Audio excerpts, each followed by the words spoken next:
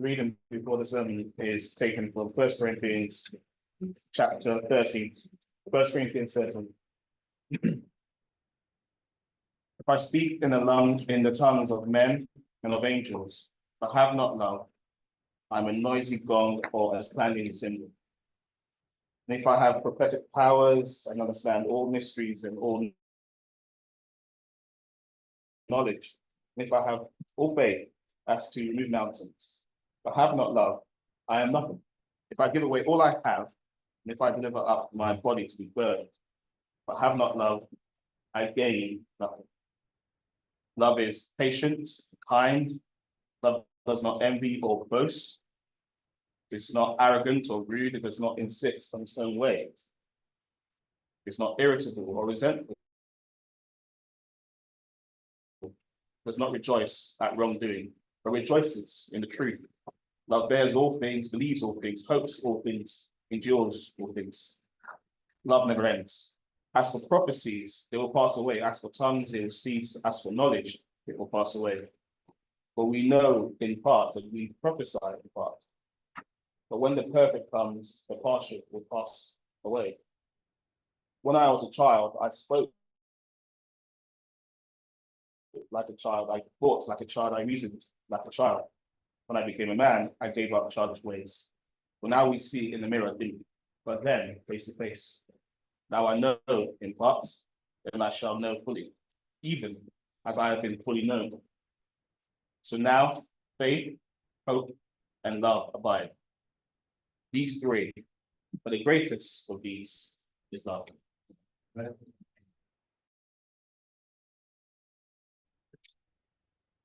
Thank you, Michael, for speaking for us this morning, and it's good to be here today and to welcome all of you here to our time of worship and fellowship. And if you've been with us, we're very glad that you're here. Last Sunday, we began looking at Paul's great chapter on love here in 1 Corinthians chapter 13. And we looked at what Paul had to say about the indispensability of love in the first 3 verses of the chapter, and the 2 characteristics of love that he mentions in verse 4, that love is patient and love is kind. Paul has defined love in terms of these 2 characteristics. Well, this morning we want to continue to have a look at this chapter by looking at the things that love is not. That in the presence of love, there are other things that will be absent. And first, Paul writes, love is not jealous. Some of the versions say love is not envious, or love envies no one. The word that Paul uses here can be used in both a good sense and a bad sense. When it's used in a good sense, it's usually translated as zeal or zealous. And it's used in a good sense when it means to have an enthusiasm or an eagerness for something that is good. It's used in this way in John chapter 2, verse 17, where John speaks of Jesus cleansing the temple and his disciples remembering the scriptures, which says, zeal for your house will consume me. Jesus had shown a zeal for God by clearing the temple of the abuses to which it was being put. In 2 Corinthians chapter 9 and verse 2, Paul uses the word in a good sense here when he says to the Corinthians, for I know your eagerness, which is the subject of my boasting about you. Here he speaks of the eagerness or the zeal of the Corinthians to participate in the collection he was taking for the poor Christians in Jerusalem. But when this word is used in a bad sense, it is usually translated as jealous or envy. Jealousy is that feeling of resentment that builds up inside of us when we see the success of others. Shakespeare called it the green-eyed monster. Someone has achieved something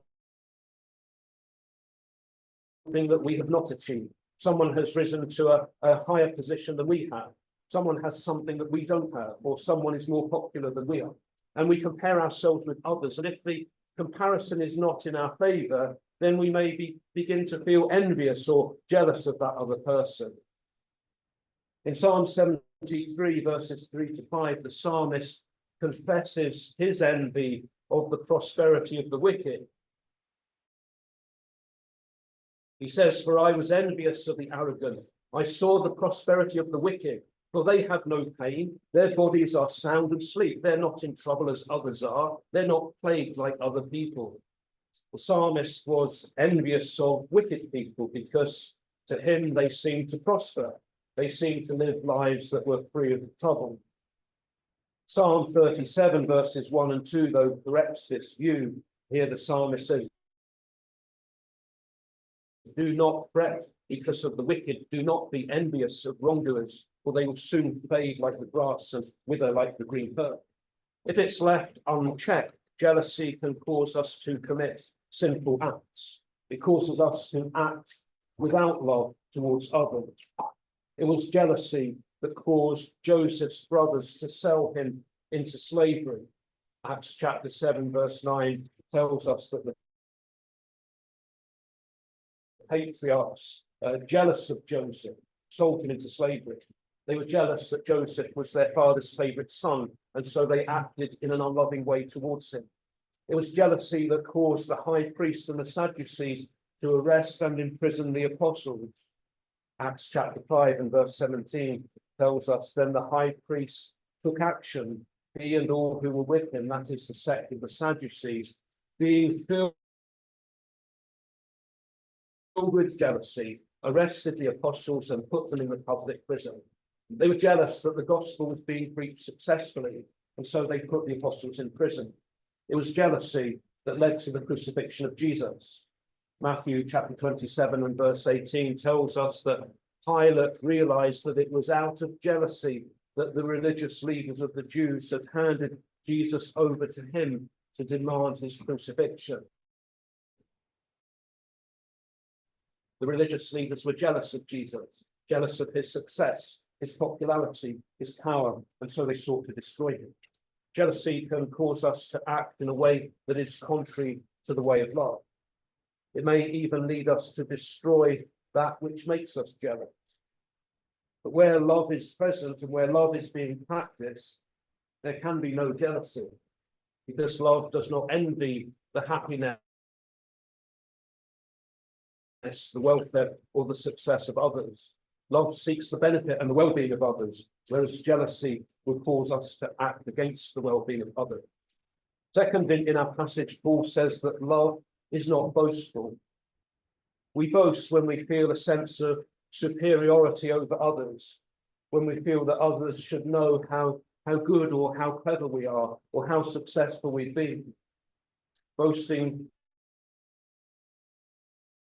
comes about through a sense of personal achievement and self-reliance. Boasting focuses attention upon ourselves.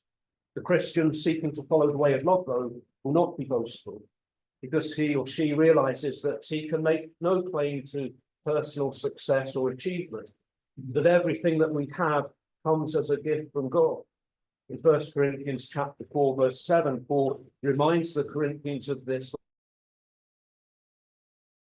And he says, what do you have that you did not receive? And if you received it, why do you boast as if it were not a gift? The Christian will not be boastful of what he has. Rather, he will seek to use what God has blessed him with in loving service to others. Love produces a state of mind that is the opposite of the disposition to boast. It produces a sense of gratitude and a desire to use what God has given us in doing good to others. And then third here, Paul says that love is not arrogance. The Authorized Version translates this as love is not puffed up, and the New International Version has love is not proud. Love is not arrogant or puffed up with pride. This is a similar word to the previous word of being boastful. The boastful seems to have more to do with the expression of the feeling of pride or vanity.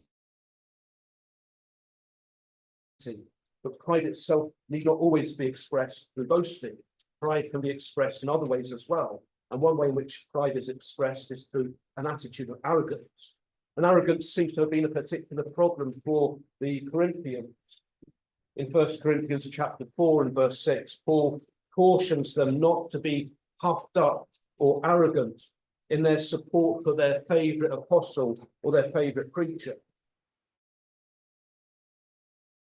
He doesn't want them, he says, to be puffed up in favour of one against another. And in 1 Corinthians chapter 4, verses 18 and 19, we see that there was some in Corinth who, thinking that Paul would not be coming to see them, had become arrogant. But Paul says of them, "But I will come to you soon, if the Lord wills, and I will find out not the talk of these arrogant people, but their power." Love then excludes all such feelings and displays of pride and vanity and self-importance and arrogance. Love is more concerned about others and not the promotion of self. And then the fourth thing that love is not, Paul says, is that love is not rude. Or the authorized version says that love does not behave itself unseemly. Love does not behave in an improper or inappropriate manner. Paul uses a general term here to describe any kind of behavior that is disgraceful, dishonorable, or indecent. And we live in a society where that type of behavior is very common. People are rude to one another. Little courtesy or little respect is shown in the way that people speak, talk to one another. But love excludes that unseemly or that rude behavior. Love, again, is more concerned about others, but rudeness gives no thought to others or how others may be feeling. Rudeness treats other people with contempt, as if they were of no value. And then fifth on our list here, Paul says that love does not insist on its own way. Or in the New International Version, its love is not self-seeking. We might say that love is not self-centered. To be self-centered means that we're always thinking of ourselves, that we think that everything revolves around us. And again, this was a characteristic of the Corinthians themselves. It seems that they gave little regard for the church as a body, as a whole, and instead they were only concerned about themselves.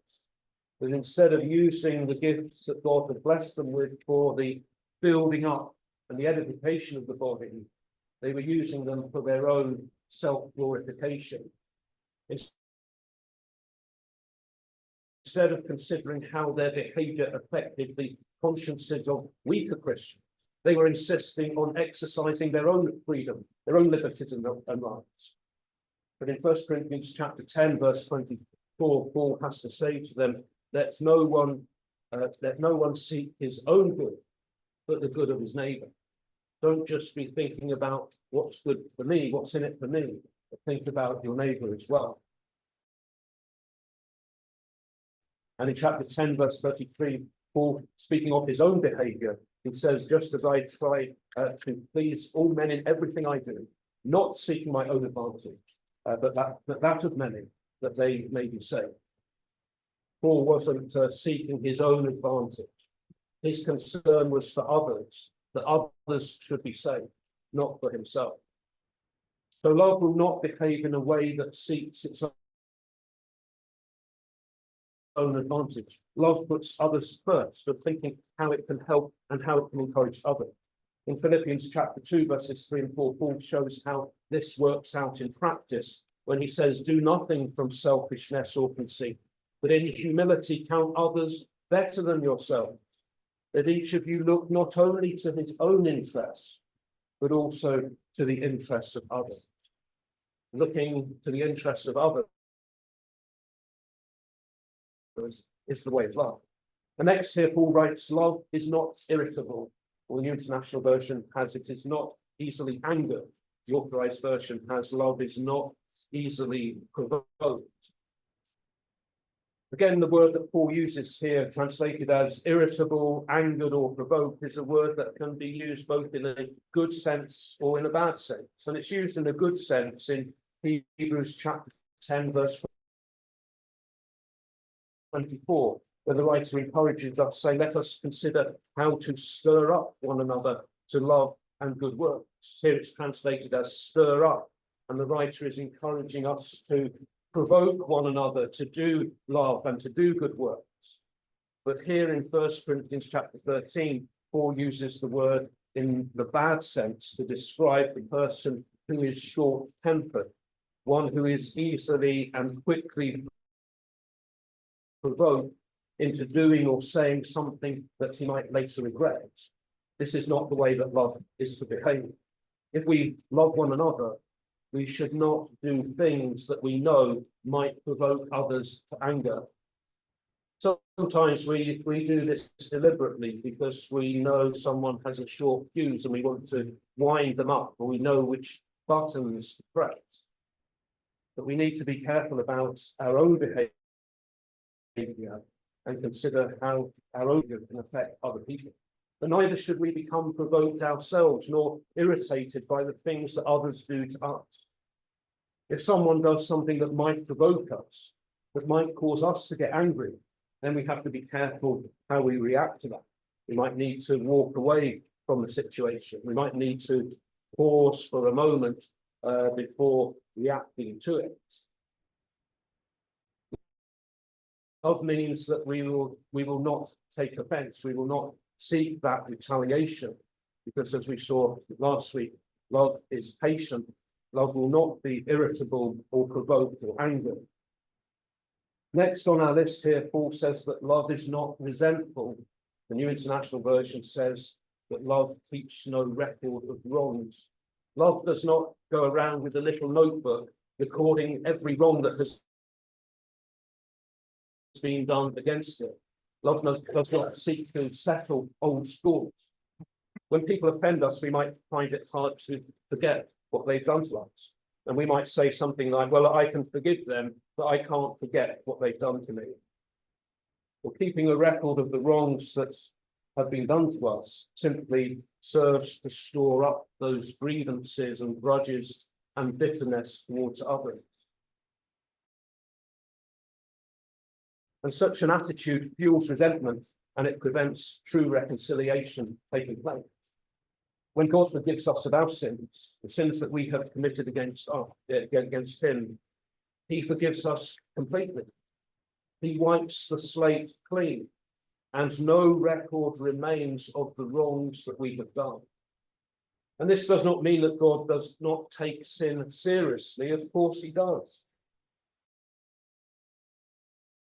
But it does mean that when we repent, when we seek forgiveness, God will deal with our sin completely. He leaves no old scores unsettled. He doesn't keep it all written in a little notebook, which he's going to refer to later. And likewise, in our behavior towards one another, when we are acting in love, we're not going to keep a record of the wrongs that have been done to us. If we have been offended and if the matter has been dealt with in the proper way through seeking and extending forgiveness, then that should be the end of the matter. Love will mean that there will be no record of the wrong that has been done. The slate will have been wiped clean. Sometimes we need to ask God to help us to forget the wrongs that we have suffered. Next here, Paul says that love does not rejoice at wrong. The New International Version has love does not delight in evil. Love will find no pleasure or enjoyment in the things that are evil. Some people take a pleasure or satisfaction in seeing evil things or seeing wrong. Our reaction to things that are wrong or immoral is an indicator of our character, of how we respond to that. And sometimes we may find ourselves expressing approval of something that is wrong. In Romans chapter 1 and verse 32, after describing the immoral state of the world at that time and the world's rejection of God, Paul says of such people that though they know God's decree that those who do such things deserve to die, they not only do them, but approve those who practice them. We must be careful then not to give approval to things that are wrong or to take a malicious delight in that which is evil. In Isaiah chapter 5 and verse 20, Isaiah says, woe to those who call evil good and good evil, who put darkness for light and light for darkness, who put bitter for sweet and sweet for bitter. In the world around us, there is this reversal of moral standards, of things which at one time were regarded as being wrong are no longer regarded as such. But approval is given to that which God calls evil. But Paul says that love will not rejoice at that which is wrong. It will take no delight in evil. It finds no satisfaction in any kind of wrongdoing. Rather, love reacts in the opposite way. Paul goes on to give the other side of this when he says that love rejoices in the right, or it rejoices with the truth. Love is against that which is evil or wrong, and it is in favor of that which is right or true. Again, this is the way of love, that love dwells on that which is right, and it does that which is right. This morning, then, we've looked at these 8 negative characteristics of love. 8 things that love is not. Love is not jealous, boastful, arrogant, or rude. It does not insist on its own way. It is not irritable or resentful. It does not rejoice at wrong, but rather rejoices in the right. The negative characteristics listed here were all characteristics of the Corinthians to whom Paul is writing this. Where these characteristics are present, whether that's amongst the Corinthians of Paul's day or whether it's amongst ourselves today, then love is missing. Love is lacking. Love cannot exist in the presence of these things, where these other things exist. But love can overcome such negative characteristics. As Paul says that love is unending. He goes on to speak of the all-embracing nature of love, when in verse 7 he says that love bears all things, believes all things, hopes all things, endures all things. Love will triumph in the end, as Paul concludes in verse 13. So faith, hope, love abide, these three, but the greatest of these is love. If we want to test whether we are following the way of love or not, we can try a little exercise and try substituting our own name for the word love in some of these verses. Read it with your name in there, and then see how comfortable you would feel with the result. John is not jealous or boastful. John is not arrogant or rude. John does not insist on his own way. John is not irritable or resentful. John does not rejoice at wrong, but rejoices in the right. I'd like to meet this John. Perhaps reading the passage in this way will make us feel a little uncomfortable because it points out to us how far short we fall in following the way of love. So maybe the encouragement then to ask God to help us to live this more excellent way, the way of love.